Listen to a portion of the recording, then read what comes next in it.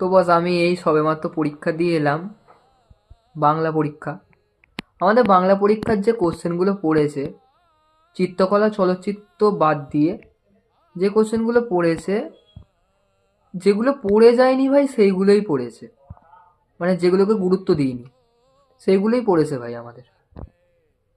মানে লাইন তুলে যে কোশ্চেনগুলো দিয়েছে, মানে প্রথম কোশ্চেনটা যখন আমি দেখলাম, নবীনের চরিত্রটা যখন দিয়েছে, আমি হলুদ পোড়া করে গিয়েছিলাম যেহেতু। মানে ভাই, নবীনের চরিত্র এটা গুরুত্বপূর্ণ ছিল ভাই। মানে কি এটা, প্রথম কোশ্চেনটা দেখেই ভাই আমার মাথা গরম হয়ে গেছে। তারপরে জীবনী দিল কার, সমরেশ বসু।